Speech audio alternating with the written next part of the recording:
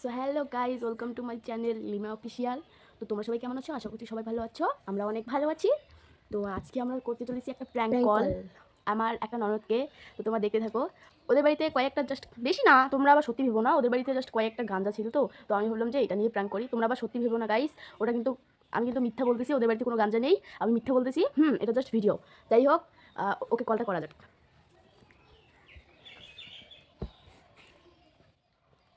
দেখি কল ওঠাই কিনা।